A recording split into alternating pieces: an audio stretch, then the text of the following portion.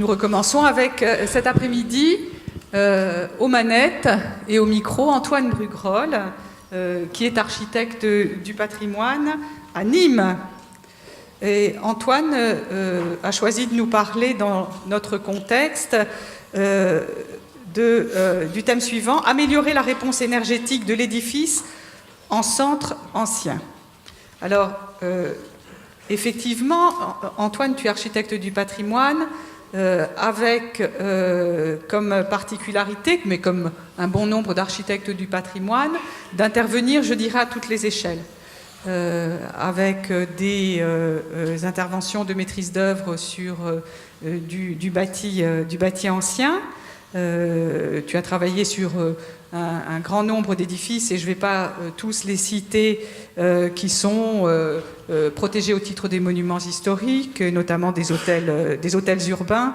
Nous parlions tout à l'heure de l'hôtel de la Rascasse à Avignon, ou l'hôtel Rascasse, je ne sais pas, à Uzès, l'ancien séminaire, et d'autres à Nîmes, mais aussi à Paris. Mais tu es aussi chargé d'études pour des études à l'échelle territoriale, des études de paysage, d'urbanisme, d'aménagement, qui portent sur des ensembles urbains et des paysages culturels ou dits historiques. Tu as enseigné à l'école de Chaillot, tu enseignes avec l'école de Chaillot, notamment au Cambodge, où nous nous retrouvons parfois, dans le cadre de la formation que l'école co-organise pour les architectes cambodgiens, laotiens et vietnamiens, et tu y assures l'enseignement là aussi à l'échelle du territoire. Tu es expert pour le Conseil de l'Europe et pour l'UNESCO, et je le sais pour notamment des sites au Cambodge, puisque tu as travaillé sur le site du temple de Pravir, lorsqu'il posait des gros problèmes patrimoniaux, mais aussi politiques, entre le Cambodge et la Thaïlande. Mais ça n'est pas ça qui nous rassemble aujourd'hui, quoique les questions climatiques sont essentielles au Cambodge, mais abordées d'une autre façon. Donc, je te laisse la parole pour nous parler de l'expertise au projet de restauration vers la règle urbaine, donc une approche qui nous conduira à l'échelle urbaine. Merci. Cette première image pour montrer que la pratique du métier d'architecte, pas seulement du patrimoine, d'architecte en général, est très ouverte. On est amené à faire de la décoration, à faire de la restauration, de la construction.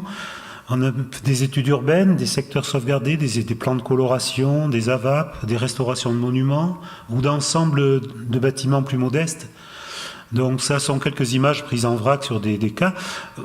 Et c'est une des qualités de ce métier d'architecte qui nous permet, lors d'un exercice qui dure, qui s'inscrit dans la durée, de goûter à beaucoup de choses différentes.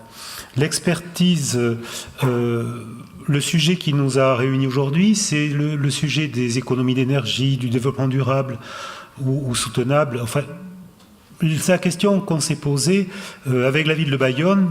On a promu quelques chantiers expérimentaux de restauration de maisons dans le cadre du secteur sauvegardé pour du logement locatif, avec des opérations loi Malraux.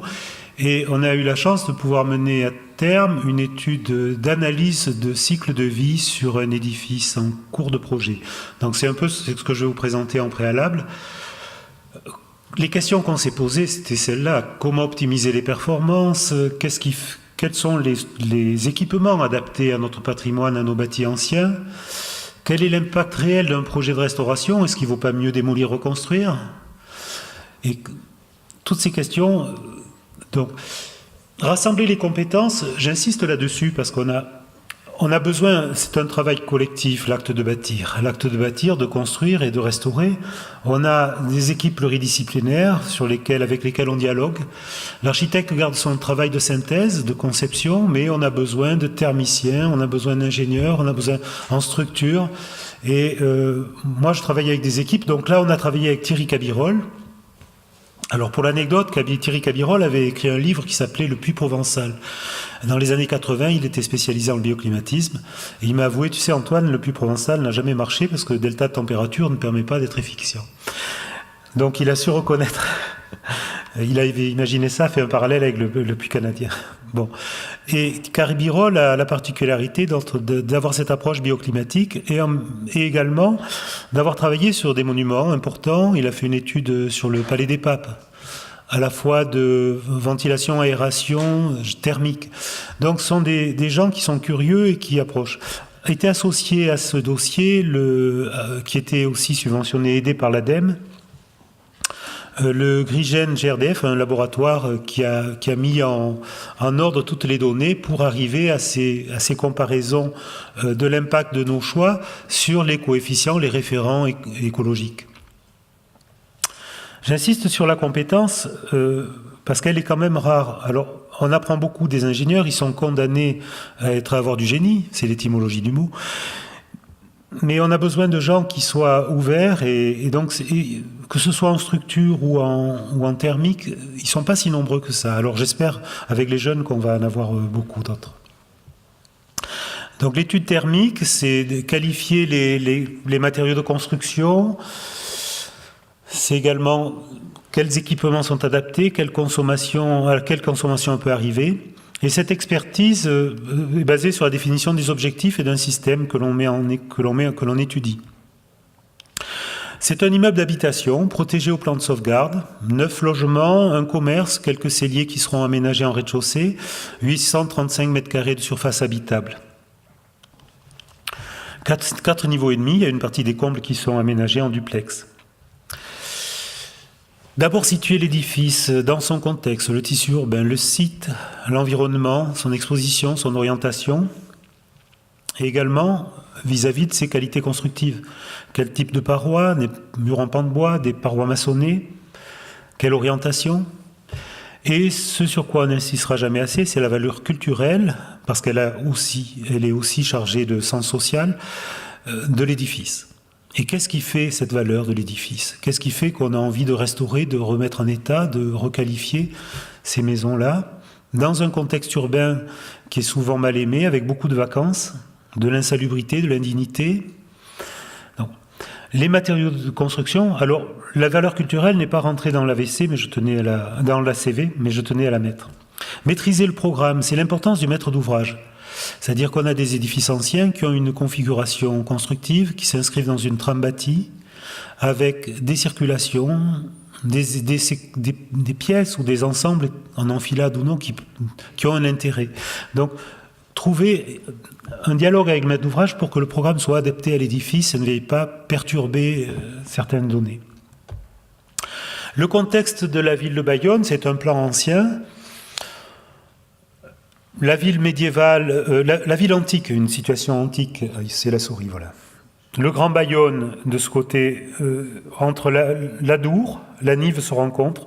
Le Grand Bayonne avec la cathédrale, la dernière enceinte qui est médiévale du XIIIe. Il y a eu précédemment une enceinte antique qui était un peu plus large. Le Petit Bayonne, qui a été gagné sur des terres humides par drainage. C'est là qu'étaient les chantiers navals. En vis-à-vis, le pont du Saint-Esprit qui mène au quartier Saint-Esprit, qui est de l'autre côté, qui date, lui, plutôt du Haut Moyen-Âge, on va dire. Le nord est à la gauche, vous voyez là, la Rose des Vents. La trame urbaine et le contexte.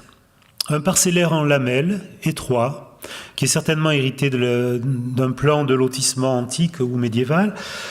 Là, on est dans le Petit Bayonne, on est donc dans la partie qui est la, on va dire, qui date plutôt du Moyen-Âge, avec cette trame qui fait des lamelles à partir de 3 jusqu'à 6-7 mètres de large et qui font toute la longueur de l'îlot. Avec une caractéristique qui avait été mise en exergue par Alexandre Mélicinos, qui a été chargé de l'étude de plan de sauvegarde, c'est que la mise en valeur de la ville va passer par la démolition d'un tiers de la ville. Puisqu'elle a été surdensifiée, c'était une place militaire prise dans une enceinte, et donc elle s'est densifiée à la fois dans les cours et en hauteur, en élévation. Donc on a une stratigraphie relativement compliquée pour ce qui est du bâtiment. On va le voir plus loin. Le paysage urbain. On parle souvent du grand paysage, mais il y a également une ambiance de nos villes qui est liée à ces paysages.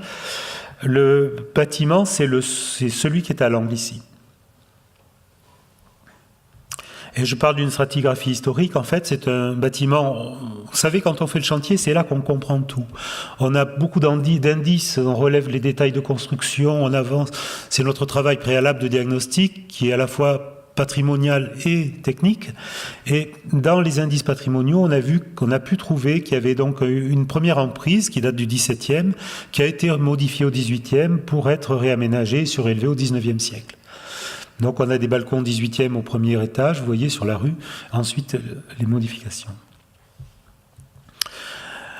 Qu'est-ce qui fait la valeur patrimoniale de cette... On a un ensemble urbain. Quand un ensemble urbain est constitué d'unités patrimoniales, ces unités, comportent des ouvrages, des éléments qui en font la valeur. Donc j'insiste toujours, quand on fait un secteur sauvegardé ou une AVAP, comment il faut motiver, expliquer pourquoi on protège. Qu'est-ce qui fait la valeur d'un édifice, pourquoi, et à partir de l'explication, on peut partager cette connaissance et construire le projet de restauration. Là, on a effectivement cette caractéristique du centre ancien de Bayonne, où ces grands escaliers construits par des charpentiers de marine sont en encorbellement et montent dans les étages. On a toute une variation. Là, on est sur un escalier plutôt de typologie modèle économique, avec des petits barreaux en bois carré, on va dire 18e, repris au 18e. Mais on a des indices aussi de datation avec ces éléments, ces détails d'architecture. C'est aussi une grande leçon. Chaque fois qu'on va dans un site, qu'on soit à Ajaccio, à Bayonne, là récemment à Cayenne, on se rend compte que ce qui fait la qualité de ce bâti vernaculaire, de cette architecture civile, c'est qu'elle a vraiment des caractéristiques qui lui sont propres. Et Bayonne a été construite par des charpentiers de marine, et on le retrouve dans la section des poutres qui servent au plancher. Elles sont dimensionnées comme des poutres de vaisseaux qui doivent résister à la butée des flots. On la retrouve, un débord de chevron à Bayonne, la section fait 16 cm par 16, un pan, un demi-pied. Donc vous imaginez, ce sont des sections importantes. C'est loin de la petite construction économique d'Ajaccio qui est faite qu'avec du réemploi et du lest qui arrive de Gênes. Donc ça fait partie des éléments qu'on doit caractériser. Je vous présente un plan du petit immeuble modeste de la ville, dans lequel on voit, c'est un plan du rez-de-chaussée. Là, c'est l'état projeté sur lequel on a déjà installé un ascenseur. Et vous remarquez une finesse de façade sur la rue et une série de murs de refort en maçonnerie. On reviendra là-dessus. Caractériser les matériaux, donc un mélange de deux pierres, une pierre dure, calcaire dur, pierre de bidache, très froide, et un grès jaunâtre, le grès de Mousserolles, qui sont mis en œuvre pour monter les maçonneries avec des maçonneries de moellons, des chaînes d'angle appareillées. Le pan de bois, c'est du chêne alourdi, rempli avec un briquetage, de petites briques fines, d'échantillons, la petite brique d'échantillon, la demi-brique, la chantignole.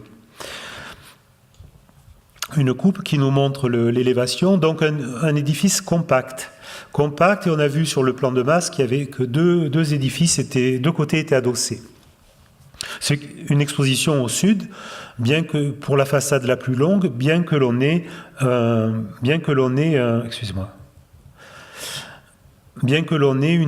une rue relativement étroite. Alors l'analyse de cycle de vie, on m'a demandé de définir une durée de vie de mes matériaux, de mon œuvre, disons du travail que l'on allait faire. J'aurais dit oui, mais vous savez, souvent dans les monuments historiques, on travaille pour 100 ans, mais pas pour les monuments, pas pour les équipements. Et d'ailleurs, l'expérience nous montre que les progrès qui sont faits avec les équipements, les chaudières, la technicité compte beaucoup dans nos bilans. Donc on considère 3 phases. La phase qui est la partie restauration du bâtiment, la deuxième qui est l'utilisation, avec les consommations d'énergie, les consommations en eau, en gaz ou en pétrole, et la phase fin de vie, avec que coûte la remise à l'état initial. C'est-à-dire on démonte tout et on recycle. Et on va dans ces 3 phases décomposer toute la chaîne qui permettra de qualifier, on va dire, l'impact écologique du projet. Si on prélève de la pierre, c'est un matériau qui n'est pas renouvelable. Donc il existe des tables qui permettent de classer, de qualifier tous les ouvrages de bâtiment.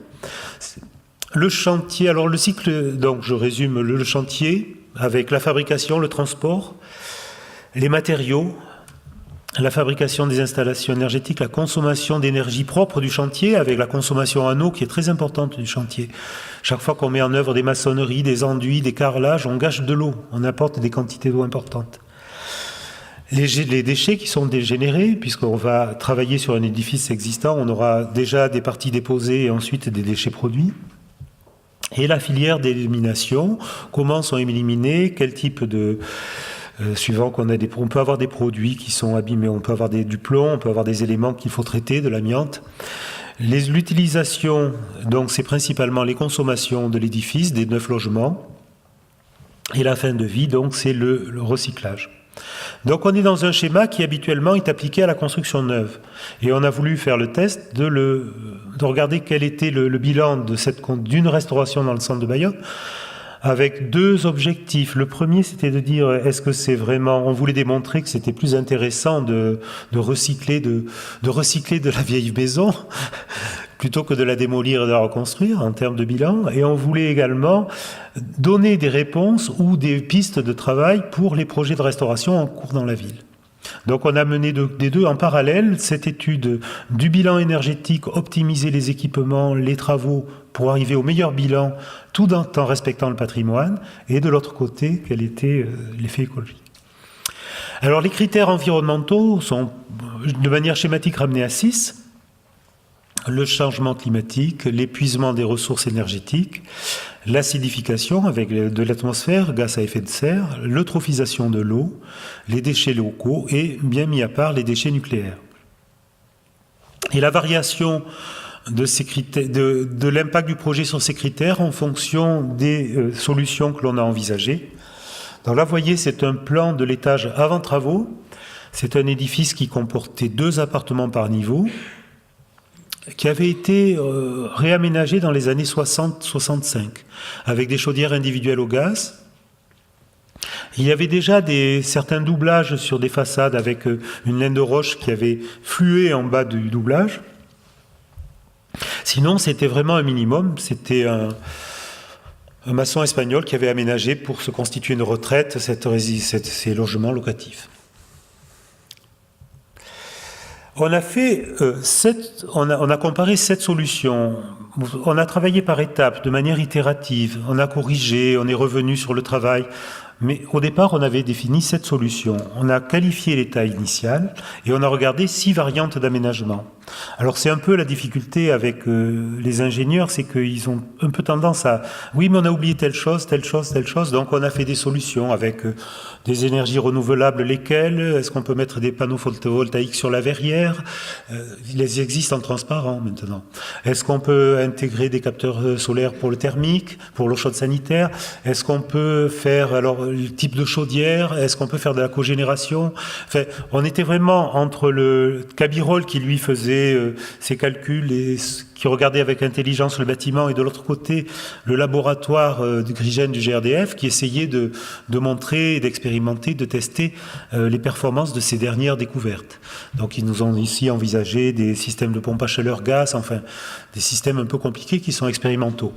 Donc on avait fait cette solution à la fois donc quels équipements de chauffage, quels équipements pour la production de chaude sanitaire, quel type de ventilation, la qualité des menuiseries, des vitrages, la qualité des isolations, les performances, DPE, GES, gaz à effet de serre. Donc voilà, ça c'était le travail qui avait été fait beaucoup par Cabirol avec le Grigène. Enfin, le cadre initial. Je vais passer, il y a 6 solutions, 7 solutions. Vous verrez après qu'on va simplifier, on va...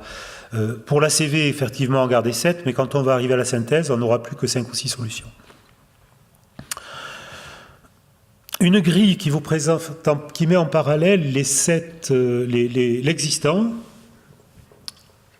1, 2, 3, 4, 5, 7 solutions avec les options qui sont retenues suivant les différentes solutions. On a dès le début un enjeu important dans cet édifice, c'était la conservation des châssis de menuiserie anciens. Donc on s'est orienté tout de suite sur une solution de double fenêtre, en faisant pour les doubles fenêtres des variantes techniques. On a regardé des solutions de chauffage standard à condensation ou à basse température. condensation collective, les ventilations naturelles, les ventilations à double flux, avec toute la complexité que vous imaginez pour la ventilation à double flux dans une maison ancienne, restaurée. On doit ramener des tuyaux d'amener d'air. Alors, la solution qu'on a trouvée, c'est de créer comme des fausses poutres, en fait. On avait une poutraison d'origine et on a fait comme s'il y avait des poutres muralières ou des poutres qui amenaient l'air à l'autre bout de la pièce. Donc on aspire effectivement sur les pièces humides et on ressoufflait dans les pièces de séjour. L'eau chaude sanitaire, alors individuelle, collective, un apport solaire par capteur ou non, et l'hypothèse de capteurs photovoltaïques sur la verrière de la cage d'escalier. Je vous ai parlé de cette surdensification du centre ancien de Bayonne. Effectivement, à l'origine, aux deux extrémités de la trame, il y avait un premier bâtiment avec une grande cour. Ensuite, un bâtiment s'est construit au centre et des cages d'escalier ont été installées pour distribuer ces cages d'escalier couvertes par des verrières qui sont parfois de très beaux ouvrages. Avec cette particularité à Bayonne, ce n'était pas le cas dans notre immeuble, je le cite pour l'anecdote, d'avoir des appartements à 2 clés avec les pièces de vie sur la rue, les pièces de nuit sur la cage d'escalier. Donc ça fait partie des reprises. Alors ça, ce sont les premières données de l'étude thermique avec, vous voyez en bas de la page, 6 lignes qui vous donnent les gains qui sont liés les gains en DPE qui sont liés à chaque facteur. C'est une étude que certains ont déjà vue puisqu'on l'a présentée au CT de l'Est et je crois à l'ICOMOS. On s'est rendu compte de plusieurs choses. Un, de la difficulté à analyser les caractéristiques constructives du bâtiment. À l'époque, on n'avait pas d'outils spécifiques pour le bâti ancien. Et ensuite, les critères de la CV reposent sur des bases de données qui retranscrivent une politique publique. On s'est rendu compte, par exemple, que dans les bases de données françaises, tout ce qui était nucléaire était très bien noté, parce qu'on considérait que l'uranium était inépuisable.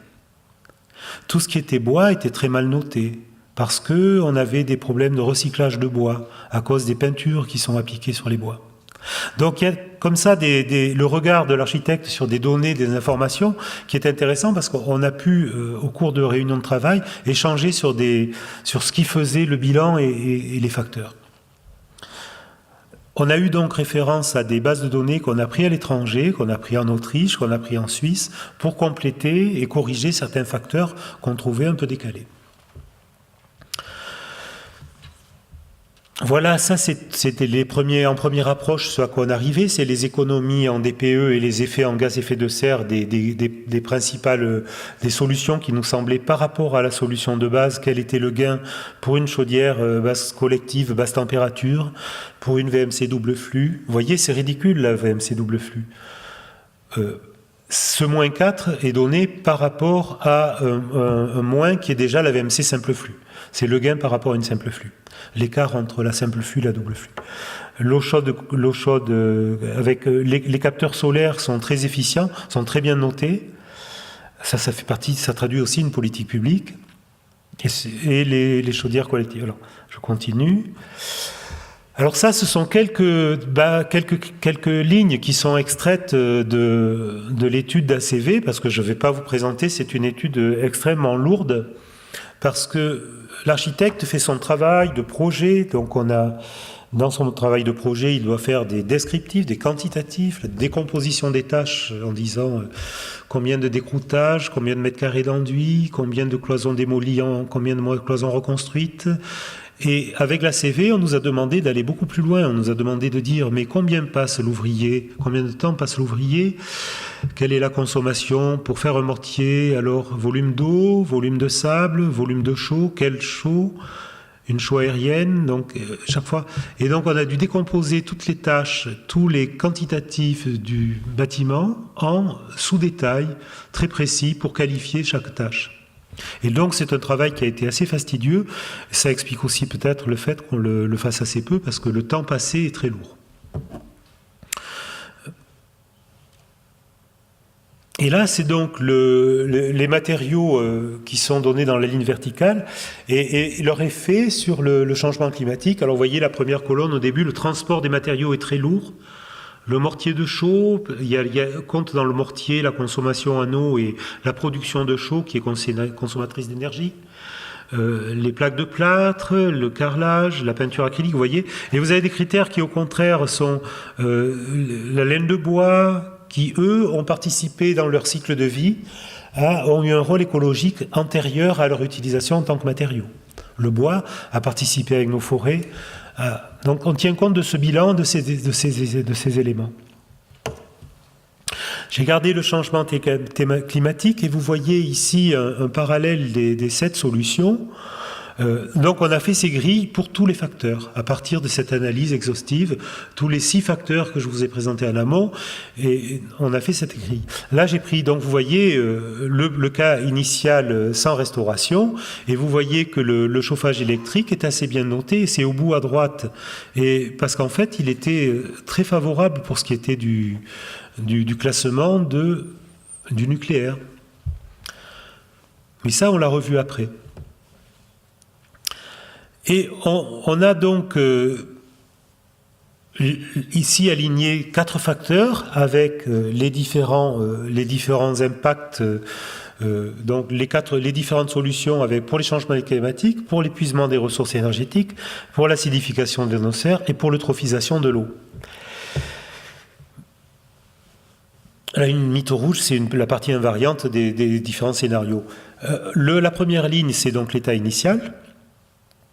La dernière, qui est en bleu marine, c'est celle avec le chauffage électrique. Vous voyez, sur l'épuisement des ressources énergétiques, sur l'acidification, sur l'eutrophisation, elle est très lourde.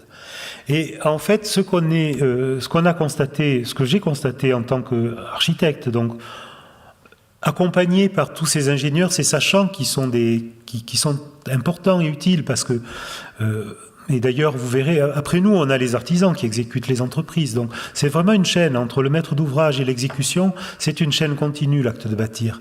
Et j'insisterai jamais assez sur le travail qui est fait avec les ingénieurs.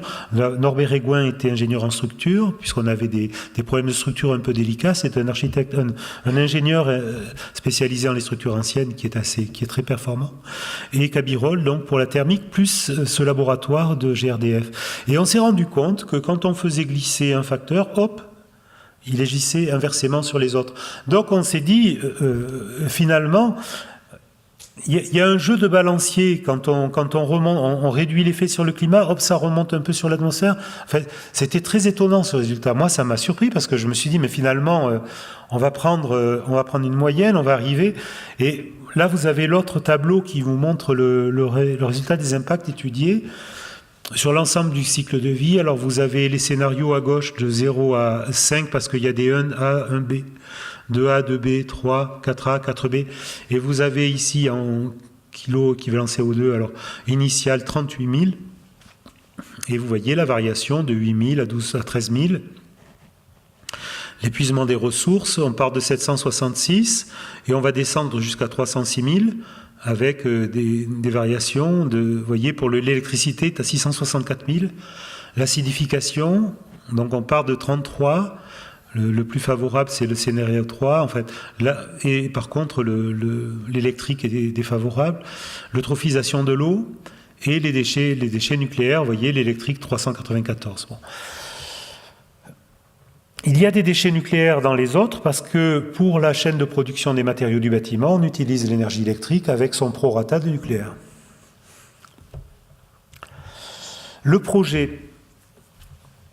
Donc un programme de logement, un type 2, 4 type 3, 2 type 4, un commerce et 5 celliers. C'est un petit programme. On essaie la ville de Bayonne fait un travail très important de suivi du plan de sauvegarde et de programmation de logement. Et on a produit avec la ville, dans des situations comme celle-là, des logements type 6 pour des grandes familles. Donc on a vraiment mixé, et elle suit les programmes avec attention. Donc ça, j'insiste parce que la ville a été un acteur important dans l'initiative de ce projet et dans son suivi également. Vous pouvez lire sur ce plan la structure constructive qui est composée donc de ces murs de refend, un mur mitoyen, un refend principal, une façade en maçonnerie. Là, je suis dans l'orientation est-ouest. Et une façade en pan de bois sur la rue Bourgneuf. On est au 22 de la rue Bourgneuf. Donc une façade en pan de bois et 2 façades en pan de bois sur la cage d'escalier.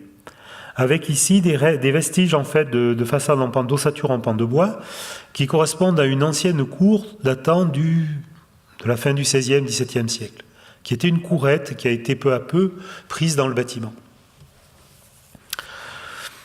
Alors, qu'est-ce qu'on a fait ? On a repris le cloisonnement. C'est un exercice un peu compliqué parce que on va parasiter le bâtiment avec tous ces nouveaux réseaux. Et bon, vous avez tous les architectes qui sont là ont dû faire l'exercice de faire un projet où est-ce qu'on met les tuyaux, les écoulements, les amenées d'eau, l'amenée électrique, comment on va répondre aux normes d'EDF, est-ce qu'on peut accepter tous ces sujets un peu ennuyeux, mais qui font qu'on est obligé de considérer si on veut amener le projet à terme et surtout ne pas se retrouver avec des tuyaux qui passent à travers une gypserie, un décor de gypserie, ou ne pas toucher aux éléments patrimoniaux qui nous sont importants. On a donc aménagé 2 logements avec, vous voyez, type 3, 2 chambres, un séjour, une cuisine. Dans ce côté rue Bourgneuf, la cuisine est dans un espace ouvert, une cuisine avec un séjour qui est sur le côté. Donc on a essayé de suivre et de respecter la trame. Avec une bizarrerie que vous allez remarquer tout de suite, c'est cette série de placards qui sont dans le mur de refend principal, dans le sens est-ouest, sur la rue Bourgneuf. Et on s'interrogeait sur la raison de cette disposition, et vous verrez qu'on va faire une découverte en fin de chantier. Donc on est toujours dans des plans, on est toujours dans des dossiers, on produit des documents, on consulte les entreprises, on fait chiffrer les travaux, et on arrive à un prix d'opération, à l'époque, de 1815 € le mètre carré pour la restauration du bâtiment.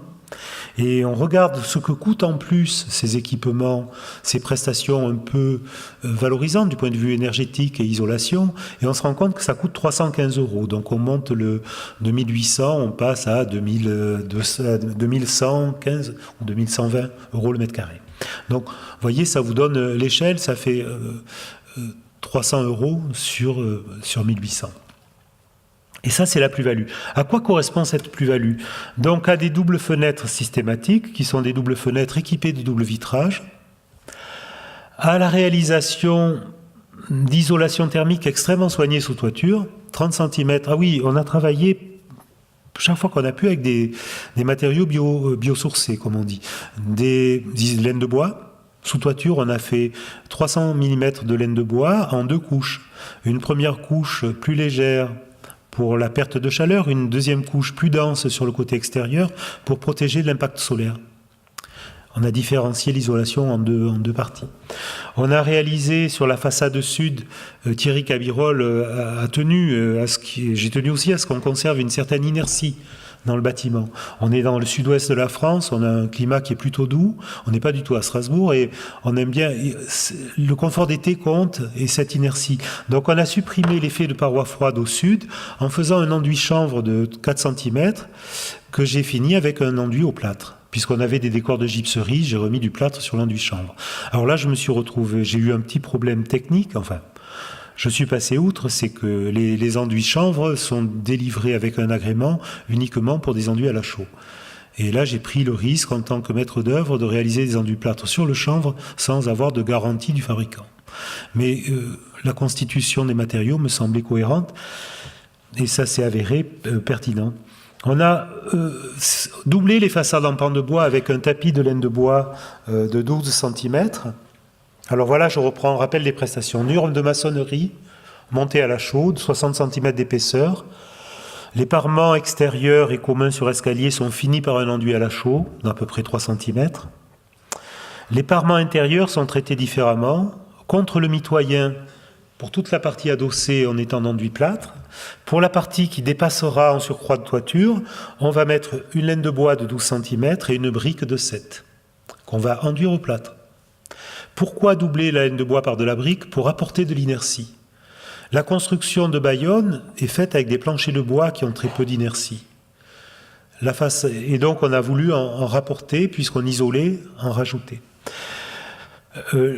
Côté rue, la façade au sud a été simplement enduite au chanvre, je vous l'ai déjà dit, 3 à 5 cm, avec une difficulté technique. Pour ces enduits chanvre, c'est toujours l'installation des équipements électriques qu'on doit caler dans le mur avant de projeter, puisqu'on a une grosse surépaisseur. Façade en pan de bois, je vous l'ai dit, montant de chaîne, donc, et maçonnerie de briques, ça c'est la constitution. Côté extérieur, que ce soit sur rue ou sur escalier, on a fait un enduit à la chaux. Côté intérieur, laine de bois 12 cm, briques et enduit plâtre. Le plâtre, c'est un choix qui m'a été personnel. Alors on a isolé également entre logements. On a isolé entre logements avec un tapis de 20 cm de laine de bois, qui avait plus un rôle acoustique que seulement thermique. Et on a traité le sol du rez-de-chaussée avec une isolation, et on va aussi vous montrer, on l'a équipé avec un chauffage par le sol, pour le local commercial qui pouvait être affecté à des bureaux. Les menuiseries extérieures, donc je vous ai dit, on a restauré les fenêtres anciennes, on les a conservées, et on a installé des doubles fenêtres avec un double vitrage thermique. Les portes anciennes ont été renforcées par un panneau de bois intérieur. Alors là, c'est vrai qu'on a perdu le dessin de la menuiserie d'origine, on l'a gardé sur la cage d'escalier, on l'a perdu sur l'intérieur du logement, parce que le panotage Élise, on n'a pas fait des panneaux plate-bande comme c'était. Mais on avait un problème de sécurité, il y a des demandes actuelles pour la sécurité dans les logements qui font qu'on doit installer sur 3 points, s'isoler du bruit et de l'incendie. Vous savez qu'on a des protections au feu vis-à-vis des parties communes. Et pour la résistance au feu, il faut au moins avoir 4 cm de bois, sinon on n'a pas la tenue. Donc ça, c'est le bureau de contrôle, encore un acteur important. Bien choisir son bureau de contrôle pour qu'au-delà du contrôle, il passe à la version du conseil. Et donc, on a le bureau de contrôle, Marc Simoneau d'Anco, qui nous a donné la solution pour le coupe-feu des portes palières. Donc 4 cm de bois et qui donne la tenue au feu sur une porte ancienne, ou une menuiserie neuve. Mais ça, vous le savez peut-être pas. Je vous donne ces détails.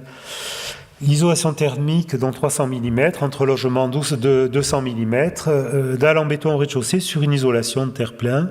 On n'avait pas de remontée particulière, de remontée capillaire particulière. Il y en a quelques-unes parce que le petit Bayonne, vous savez, je pense que vous avez parlé de Strasbourg tout à l'heure, mais la Nive, la Dour se jette dans l'océan et subit les marées. Donc on a des remontées, des variations de niveau en fonction des marées hautes et basses. On est très près de l'océan. Mais on n'avait pas de remontée très significative. Le chauffage et l'eau chaude, ce qui était important, c'est de les rendre collectives, de les mutualiser, parce qu'on arrivait à de bien meilleures performances avec des équipements collectifs. Travailler avec de la basse température, ça évite des pertes de charge, des pertes de température sur toute la distribution, et soigner particulièrement tout le calorifugage, l'isolation des conduites, et soigner tout ce qui est calfeutrement. On a vu ce matin les passages d'air par les fumées. Il faut faire en cours de chantier un essai pour se rendre compte de ce qui passe. Et c'est là qu'on peut corriger. On est à la liaison de matériaux qui n'ont pas les mêmes modules d'élasticité, qui n'ont pas les mêmes coefficients de dilatation. On a du bois qui va sur du mur, qui va dans de l'enduit, dans de la maçonnerie. On a toujours des risques de joints partout. On a en plus un enjeu, dans la ville de Bayonne, un enjeu très important patrimonial qui est la qualité des planchers. Je vous ai dit que la ville avait été construite par des charpentiers de marine. On a des planchers qui sont réalisés avec de très grandes lames de chêne. Dans une maison sur la rue Lagréou, je me suis retrouvé un jour avec une pièce de séjour sur laquelle il y avait des lames de chêne qui faisaient 80 cm de large. Et ces lames partaient sur toute la longueur du séjour sur 6 mètres de long. C'était superbe. Il fallait absolument garder ça. Donc on a beau mettre, quand on a du jeu entre deux planches, un philippot ou garnir, mais il faut quand même vérifier ces calfeutrements parce qu'on peut les traiter par le dessous du plancher si jamais on ne veut pas abuser. Ça, qu'est-ce que c'est ? Non. Donc, équipement collectif en termes de chauffage avec des chaudières modernes qui sont des chaudières à basse température, à condensation, qui ont une production de chauffage très efficiente. Et j'insiste sur le calorifugage et le fait que la basse température limite les déperditions.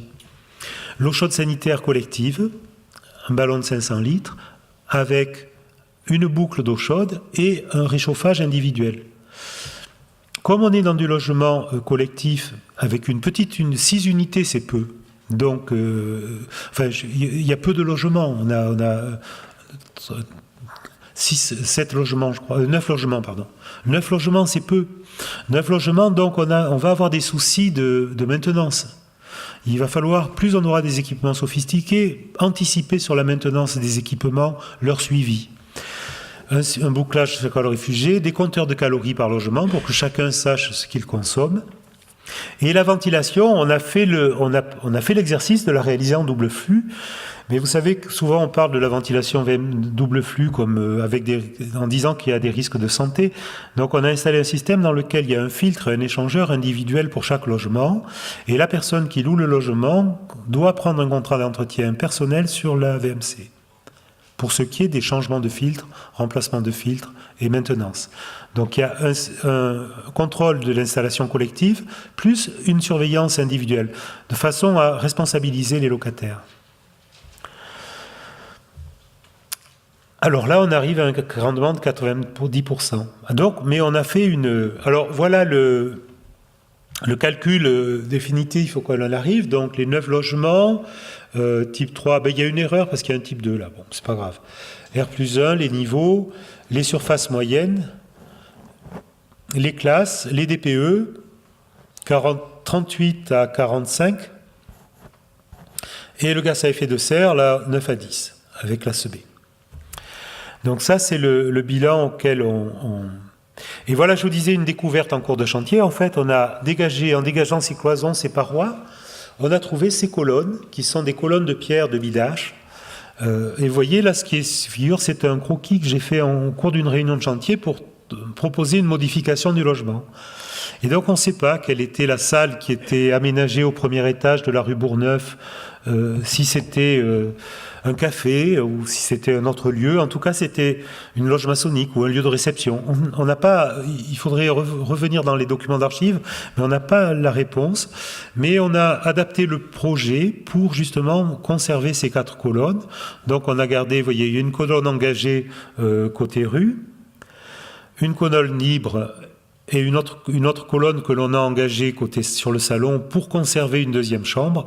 Et on a fait un système de retrait dans le placard pour garder la lecture des colonnes.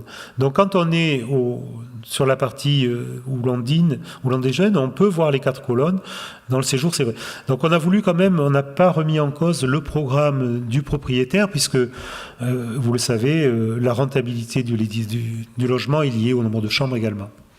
Donc c'est la raison pour laquelle. Donc on est dans des logements qui sont également subventionnés par l'ANA dans une opération loi Malraux, de défiscalisation loi Malraux.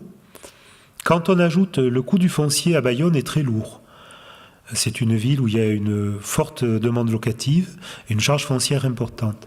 Et quand on arrive au total des travaux, plus charge foncière, plus travaux, enfin tout compris, on est en limite d'investissement. Donc on sollicite des subventions de l'ANA. Et ça présente un autre avantage, c'est que on peut créer, par ce biais-là, avec un investissement privé, du logement conventionné. Et donc on a dans ces 9 logements, 3 logements à loyer très social et des logements, les autres sont tous conventionnés. Donc par un encadrement du projet, par la ville de Bayonne même, qui, travaille avec l'ANA, monte le dossier, la région, enfin pas la région, l'agglomération qui subventionne le logement conventionné, on arrive comme ça à produire, avec de la défiscalisation en secteur sauvegardé, du logement social équivalent à du social. Et je trouve que c'est un bon exemple de... Alors là, c'est un tout petit programme, mais il y a des projets plus importants où on montre que l'investissement personnel des gens de la ville, le fait qu'il y ait un noyau de peu de personnes, mais... Il y avait l'architecte des bâtiments de France, le responsable du service urbanisme, que vous connaissez peut-être, qui est M. Cruchon, un élu qui est devenu maire, maintenant c'est Maître Etchegaray qui est maire de Bayonne, mais à l'époque il était élu à l'urbanisme et au patrimoine. Et donc le fait qu'il y ait un élu qui suive le projet, parce que l'élu c'est toute la démarche de secteur sauvegardé. On parlait avec Michel de ces problèmes de participation, de comprendre le projet, partager le projet urbain. Le fait qu'un élu soit associé à l'étude fait que l'élu comprend les règles et peut transmettre d'abord aux autres élus et ensuite répondre aux gens qui l'arrêtent dans la rue. Et ça, c'est assez important parce que quand on fait un secteur sauvegardé, on va fixer des règles d'aménagement, on va donner une réglementation. On est dans un système qui est d'une certaine manière coercitif du point de vue juridique. Donc il faut qu'on comprenne, qu'on fasse passer le message. C'est rien de faire des règles si elles ne sont pas comprises. Il faut qu'on soit dans une dynamique positive et donc montrer des exemples, faire visiter les chantiers, ce qu'on a fait sur ce chantier de la rue Bourgneuf. On l'a fait visiter à plusieurs reprises à des professionnels, à des entreprises, à des architectes. Et donc ça, c'est un point qui est important, qu'un élu soit porteur du projet, de secteur sauvegardé. Pardon. Donc, optimiser le bilan, le grand facteur, je crois qu'on l'a entendu ce matin, c'est les déplacements. Qu'est-ce qui se passe ? Donc, réduire les déplacements, c'est l'un des postes les plus lourds. L'emploi de matériaux locaux, mis en œuvre par une main-d'œuvre locale de proximité, puisque tous les déplacements des ouvriers, les déplacements quotidiens, les approvisionnements en matériaux vont compter dans le bilan. Et là, on a une grosse consommation, même si ils viennent d'un village proche ou d'une campagne ou d'une banlieue. Bayonne, Anglet, Biarritz, bon, en fait. Dynamiser l'économie locale, ça c'est un facteur très important parce qu'il faut qu'une vieille ville, une centre ancien vive et promouvoir des travaux de qualité dans la ville ancienne. C'est aussi, par l'exemple, redynamiser. Il y a une formation des artisans qui après ont un vrai marché devant eux, marché en termes de qualité de travaux. Et on se rend compte, moi je vois les exemples de secteurs sauvegardés anciens comme Uzès, où les entreprises d'Uzès qui ont été formées à des qualités de travaux sont commandées dans toute la région, parce qu'elles ont une qualité d'exécution, elles ont un savoir-faire qu'elles peuvent exporter. On a également un avantage, c'est que ça permet aussi de maintenir des tarifs corrects. Réutiliser des matériaux existants, ça c'est plutôt conserver la structure du bâti, c'est aussi réduire les déchets. Alors, l'isolation. Alors, les conclusions auxquelles on est arrivé par cette analyse de cycle de vie sont des conclusions qui peuvent paraître relativement évidentes. Un bon maître d'œuvre se dit, je commence par isoler là où il y a des déperditions, sous le toit. Finalement, les fenêtres, c'est 10, 12, 15%. C'est pas le plus important. Qu'est-ce qu'on fait sur les fenêtres ? Tenir compte de la qualité constructive du bâtiment et trouver des solutions adaptées en termes d'isolation. Ces questions de perméabilité qui ont été évoquées, de risque de condensation. Choisir des équipements performants, parce qu'une chaudière, maintenant qu'il y a 20 ans, elle est obsolète en termes de performance. C'est vraiment important de la changer. L'économie est immédiate. Et privilégier des équipements collectifs et bien sûr éviter l'énergie électrique. Ça, c'est ce qu'on a vu dans les... J'ai enchaîné avec deux, trois autres exemples pour vous montrer... ce que je vous montre là, c'est la pratique de l'architecte. J'ai mis cette image au début, montrer qu'on avait une pratique plurielle et sur 35 ans de pratique, on a besoin de varier l'exercice, de découvrir des domaines nouveaux. Donc là, c'est une commande qui a été faite par l'Hôtel de Ville de Bayonne qui m'a demandé un diagnostic sur les fenêtres. Donc j'ai fait un petit extrait et c'est juste pour vous montrer. Après, on a travaillé, je vous dis, on travaille avec les artisans. J'ai récupéré, là c'est un extrait, j'ai récupéré auprès d'une vingtaine d'artisans les plans de fabrication de leur menuiserie. Et j'ai regardé comment je pouvais répondre à l'exercice de l'installation d'un double vitrage sur des menuiseries dans le secteur sauvegardé. Alors on me demandait d'obtenir un solin de mastic, un solin à l'huile, qui n'est pas un saillant de plus de 4 mm, parce que la particularité de ces vieilles fenêtres de Bayonne, c'est qu'elles ont un solin très très faible, un solin de mastic. Donc, alors là, j'ai rassemblé plein de documentation, là j'ai fait des croquis, et j'ai regardé, j'ai travaillé donc avec d'autres ingénieurs qui sont donc un thermicien et un acousticien, parce que on avait un double problème sur ces fenêtres de l'Hôtel de Ville, c'était les performances acoustiques et thermiques, avec le problème de la surchauffe, puisque l'Hôtel de Ville de Bayonne est un très bel édifice néoclassique, il combine à la fois la mairie et le théâtre. Et c'est des grandes arcades entressolées en rez-de-chaussée, des sages, vous avez vu l'élévation, des grandes baies vitrées. Et donc on avait à la fois une respect de la partition des grands carreaux, mais on voulait mettre du double vitrage. Donc j'ai fait ce recensement, là j'en ai mis que 5. Et voyez là sur la droite, c'est la solution à laquelle on est arrivé pour proposer un schéma qui permet d'avoir un solène mastic avec un masticage. Parce que le mastic n'est pas compatible avec le warm edge, qui est le joint qui est dans le double vitrage. Alors il faut l'isoler par un premier cordon pour après pouvoir mettre un mastic. Enfin, il y a des précautions à prendre. Et on arrive, donc on a traité des menuiseries neuves beaucoup plus épaisses que les anciennes, puisqu'il faut quand même absorber l'épaisseur du verre.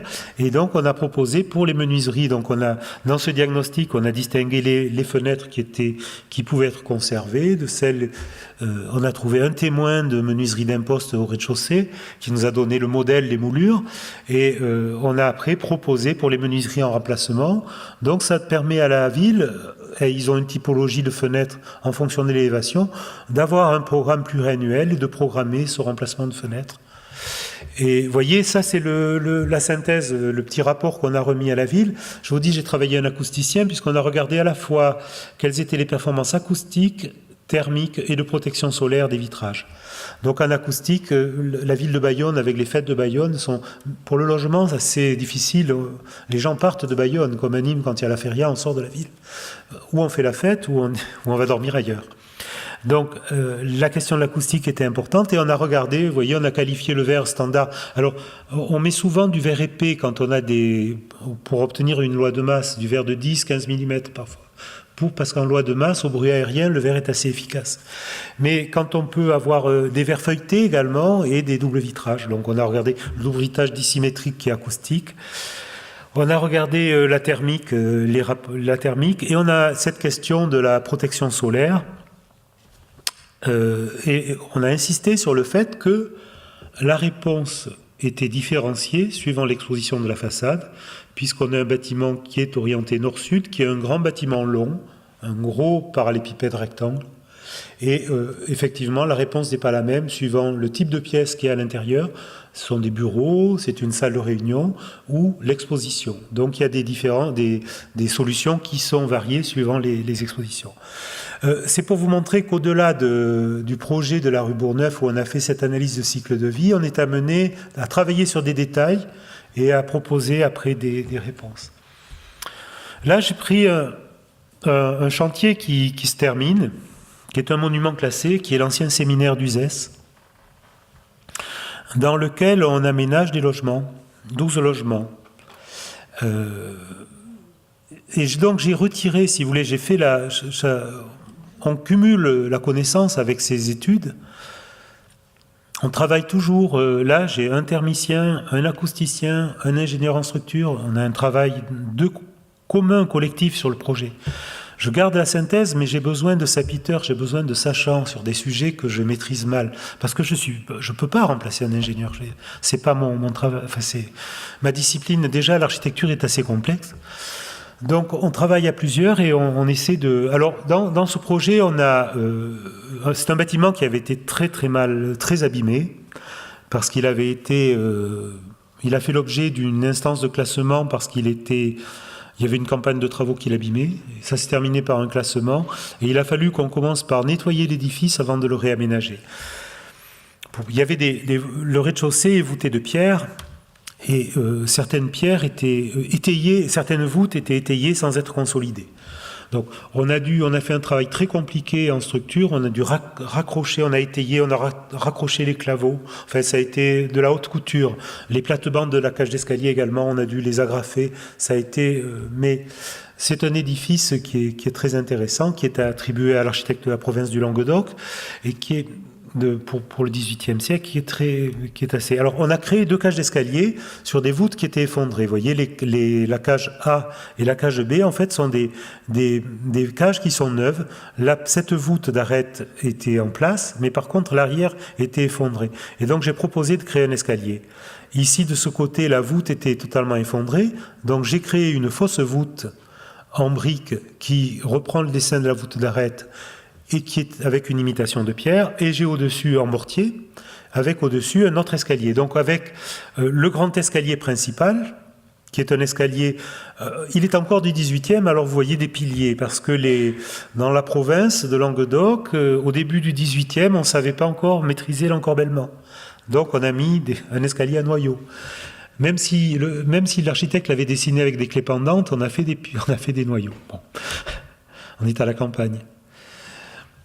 Et on a des décors intérieurs qui sont conservés. On a ici, dans un salon, dans l'ancien appartement du directeur du séminaire, on a tout un décor de gypserie qui a été refait.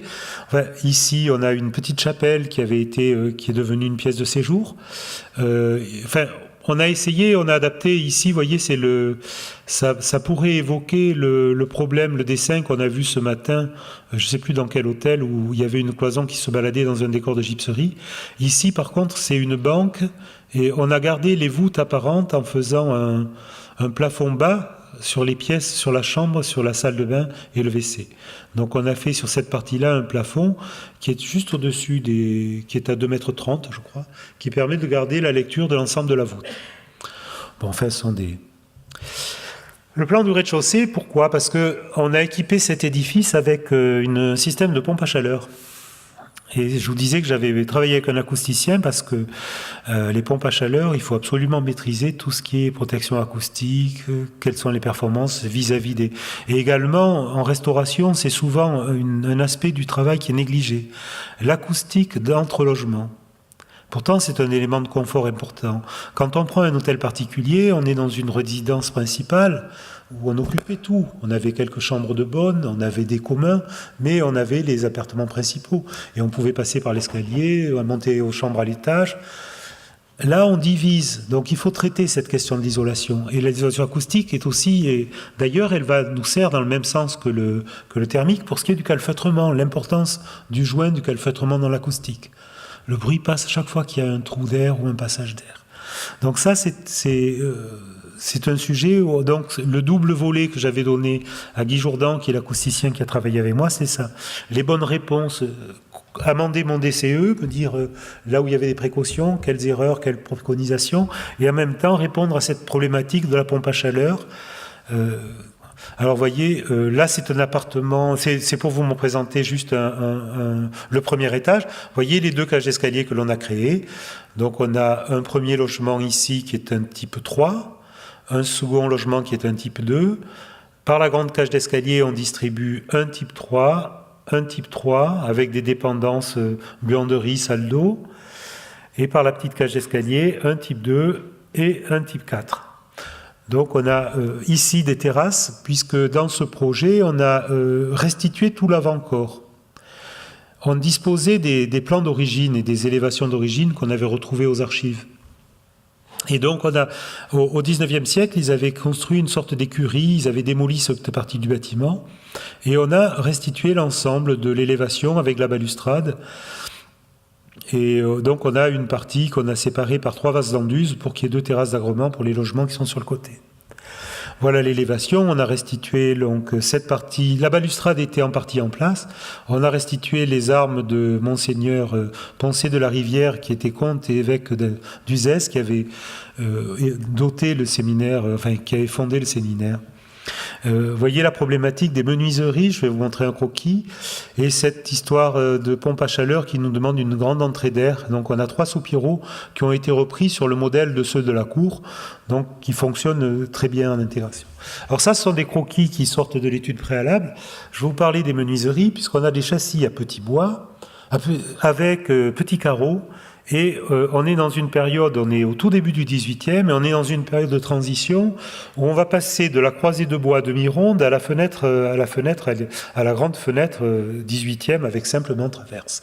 Donc ils ont gardé le meneau dans la partie haute. On a deux vantaux vitrés en imposte qui s'ouvrent sur des fiches avec des loqueteaux à ressort, et la partie basse.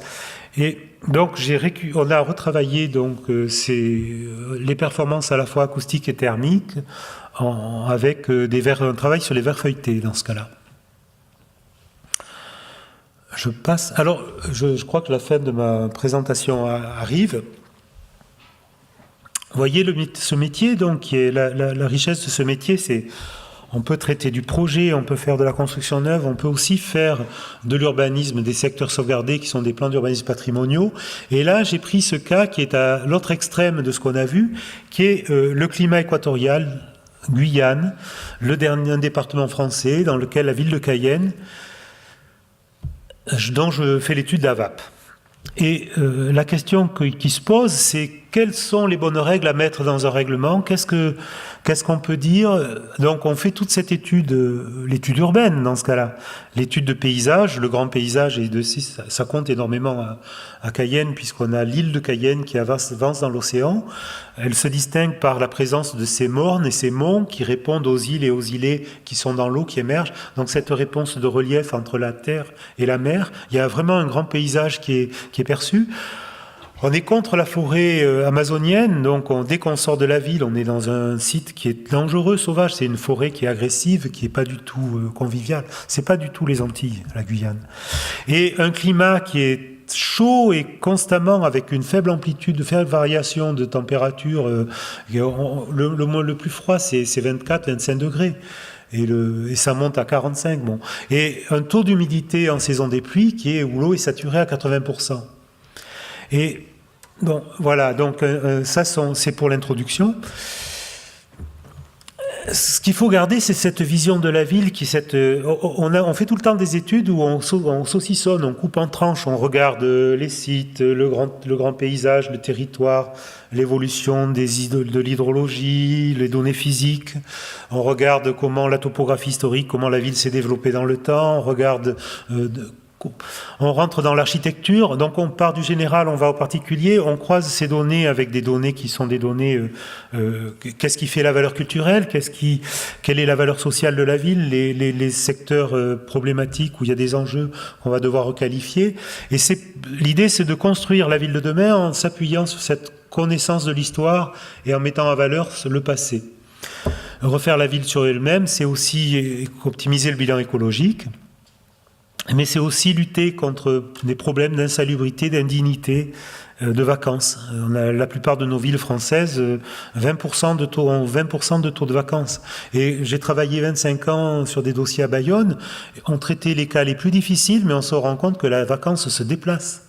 On n'arrive pas toujours à la supprimer, puisque les logements qu'on a aménagés sont pris en priorité. Et il y a donc un jeu de chaises entre deux vacances. Ça, on ne le dit pas trop, mais c'est un constat. Donc, et croiser avec ces valeurs culturelles, sociales et économiques de la ville. Parce que la ville est un lieu de société, un lieu où on se retrouve, c'est un lieu de culture, c'est la mémoire des personnes, c'est notre mémoire, c'est un lieu d'attachement. Donc, ce qui m'intéressait à Cayenne et ce pourquoi je l'ai pris, c'est parce qu'on a un plan qui date du 18e, qui est un plan normé, un plan quadrillé, et qui est orienté exactement en fonction des alizés. Les alizés ont la particularité de balayer constamment les terres. Et c'est de là que vient le confort. On peut supporter cette chaleur parce qu'on est ventilé. Et on a une architecture traditionnelle qui a très peu d'inertie, qui est en bois, et qui est constituée de persiennes, de panneaux, des façades entières de persiennes, pour que la ventilation passe. Et tout le confort vient de cette ventilation. Et le plan d'urbanisme de la ville, le plan historique a été fait en tenant compte de cette donnée. Je vous ai mis la Rose des Vents en bas à gauche, et vous voyez l'inflexion est-ouest par rapport au nord. Le plan de la ville a été tourné pour prendre les alizés. Alors, ça, c'est 2-3 images extraites de l'étude qui est assez importante. Mais bon, voilà, 1940, la ville de Cayenne, et 2012. Alors là, on a réduit un peu l'échelle et on n'a pas pris toute la ville. Donc cette consommation d'espace dans la seconde moitié du XXe siècle, qui a été extrêmement importante. Et vous remarquez que les îlots sont en longueur. Ils sont allongés dans le sens est-ouest pour que les alizés les balayent à l'intérieur. Et on a toujours entre les petites maisons traditionnelles ce qu'on appelle un corridor. Alors en Alsace, je ne sais plus comment ça s'appelle, c'est un vide entre logements, un schtroumpf, je ne sais pas. Voilà, bon. l'avez dit mieux que moi. Ou un androne dans le Midi. On dit un androne ou un andron, enfin un androne. Et là, on appelle ça un corridor. Donc on a toujours un corridor entre les bâtiments qui permet d'évacuer les égouts, d'évacuer la pluie, mais en même temps de circuler, de pénétrer dans le cœur d'îlot, parce qu'il y a des échanges. Et cette forme, là, vous êtes dans la situation de 2012 avec une saturation des cœurs d'îlot. L'un des enjeux du plan d'urbanisme, ça sera de dégager les cœurs d'îlot pour redonner une qualité d'habitat au centre-ville, que la ville soit attractive et donne envie d'y habiter. Et ça va faire partie des enjeux. J'ai mis ensuite 2 images. Une pour vous dire l'architecture traditionnelle, c'est de la construction de bois, c'est des persiennes, c'est des croquis qui sont... Alors, c'est une architecture modeste, donc son intérêt tient beaucoup aux détails. Et il n'y a pas plus difficile. Alors, il faut faire comprendre aux menuisiers que la menuiserie se dessine à l'échelle 1. Une moulure, c'est à l'échelle 1. Et même nous, quand on la dessine, il faut qu'on demande des modèles, sinon on peut se tromper. La métallerie, c'est pareil. On travaille, il y a des échelles qui sont adaptées à certains détails. Et ce qui fait la qualité, c'est ce détail d'architecture, ce détail. Alors, c'est une architecture évolutive, elle est surélevée, elle est agrandie, mais ça fait partie de la vie, donc il faut garder cette évolution. C'est une de ses caractéristiques. Et j'ai mis cette image sur l'architecture moderne parce que quand je suis arrivé à Cayenne, on m'a demandé le plan de restauration de la ville, le plan LAVAP. L'étude LAVAP était dit, on met en valeur les maisons créoles. Et au cours de l'étude, je me suis rendu compte que finalement, il n'y avait que 30% de maisons créoles et 25% de très intéressantes. 25%, je ne fais pas un projet comptable, mais ça donne des échelles aux choses. Et il y a également 20% d'architecture moderne. Et ça, j'ai juste mis cette image parce que je pense que demain, vous avez Bernard Desmoulins qui va vous parler de l'architecture, des problématiques d'architecture moderne à Cayenne. Donc, je l'ai juste mis pour avant. Pardon ? Voilà, la Cité Robert. Donc, je l'ai mis en avant-première juste pour ceux qui seront demain. Donc, elle a aussi ses détails, ses caractéristiques constructives et c'est voilà. Et donc, voilà, la question qui se pose, c'est que le projet de mise en valeur de la ville, on s'appuie sur le patrimoine. Vous voyez, ça c'est notre plan d'analyse. On commence à classifier, à dire les maisons, les noirs c'est les monuments historiques, les rouges c'est les bâtiments remarquables, exceptionnels en violet. Enfin, on catégorise. Mais ce qui est important, c'est que cette valeur puisse être partagée. Donc on fait des fiches dans lesquelles on note les valeurs des éléments, la valeur de l'ensemble. Donc ce regard positif sur qu'est-ce qu'il faut mettre en valeur, et le double regard, qu'est-ce qu'il faut corriger, quelles sont les erreurs. Comme ça, c'est une aide au projet. Et je crois que je vais m'arrêter là. Voilà.